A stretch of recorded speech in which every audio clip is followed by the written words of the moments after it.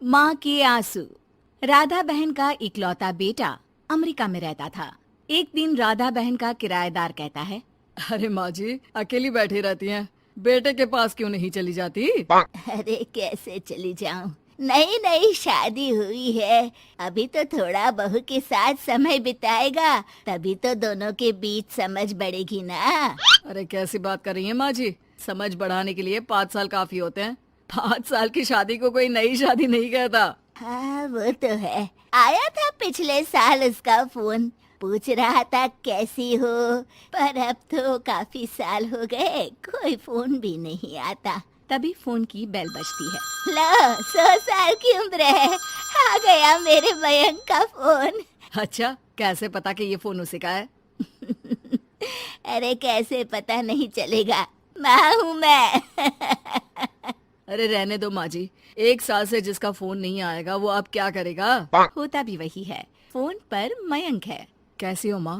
अरे बेटा, तेरी आवाज सुन ली, अब तो मौत भी क्यों ना आ जाए, बहुत याद आती है बेटा।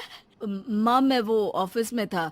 अच्छा माँ, वो रीना बोल रही थी कि तुम अकेली रहती हो इंडिया में, वो ठीक नहीं है। अब बुजुर्ग भी तो हो रही हो, अकेले पकाना खिलाना, वो चाह रही है कि अब तुम यहीं आ जाओ, हम लोग साथ रहते हैं ना। राधा बहन की आंख से पानी गिरने लगता है। वो कुछ नहीं बोल पाती। माँ हेलो, सुन रही हो ना माँ? हाँ बेटा, तेरे साथ रहूंगी, सुबह शाम तुझे देखूंगी, और क्या जीवन में है तेरे पापा के जाने के बाद। तभी बीच में बेटा माँ को रोक देता है। हाँ हाँ ठीक है माँ, तो मैं आता हूँ अगले हफ्ते तुम्हें लेने के लिए। राधा बहन को तो मानो बुढ़ापे में किसी ने पंख दे दिए हो। उड़ी जा रही थी पूरे मोहल्ले में। अरे वो मयंक आ रहा है, अब तो अमेरिका जा रही हूँ मैं, वहीं रहूंगी। अच्छा है मौसी, आपका जीवन देखकर तो मुझे भी रोना आ जाता था। कोई बात नहीं मौसी, देर से ही सही, सब अच्छा होने वाला है अब। राधा बहन दौड़ दौड़ कर सामान ला रही थी। अरे इतना सामान तो 2 साल में भी कभी नहीं खरीदा जो 2 दिन में लिए जा रही हो मौसी। अरे बेटा आ रहा है ना अमेरिका से। अच्छा अच्छा, तो पकवान बनाने की तैयारी चल रही है? हाँ बिल्कुल, उसको बेसन के लड्डू बहुत पसंद है। रात भर भूनना तलना ये सब प्रोग्राम चलता रहता है राधा बहन के घर में। और फिर वो दिन भी आ जाता है जब बेटा घर आता है। कौन? माँ मैं मयंक। ये घर का क्या हाल बना रखा है, न सफाई न धुलाई, कैसा लग रहा है ये घर? घर तो ऐसा ही था बेटा, हमेशा से, बस तू थोड़ा कमजोर लग रहा है। क्या हुआ बेटा?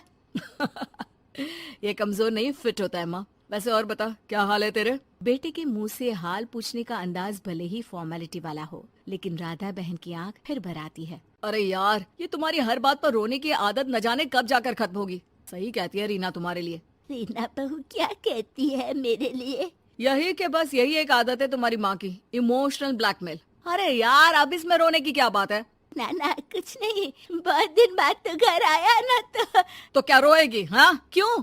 अच्छा ये ले, तेरे लिए रात भर बैठकर ये बेसन के लड्डू बनाए हैं, और ये अचार तुझे बहुत पसंद है ना? पसंद है नहीं माँ, पसंद थे। अब तो फिटनेस के लिए ये सारी फालतू चीजें मैं खाता भी नहीं हूँ। ये फालतू चीजें खाकर ही तो तू बड़ा हुआ है बेटा। अब रहने दे माँ, क्या क्या खिलाकर बड़ा किया है, मुंह मत खुलवा। कौन देशी घी में शक्कर डालकर पराठे के साथ खाता है? वो तो तुझे पसंद थे ना बेटा, तभी तो बनाती थी, नहीं बनाती थी तो रोता था तू। अरे तो रोने देती ना माँ, अब सारी समस्या उसी खाने से है शरीर में। वो तो भला हो रीना का, जो हेल्दी डाइट देकर सब मेंटेन कर रही है। राधा बहन बेटे की आने की खुशी में इतनी दीवानी थी कि उसे बेटे के बात का अंदाज और लहजा समझ में नहीं आ रहा था। अच्छा अच्छा रुक, पालक वाली दाल बना देती हूँ। रहने दे माँ, मैं होटल से ऑर्डर कर देता हूँ। इतने साल बाद होटल का खाना, माँ के खाने की याद नहीं आती थी।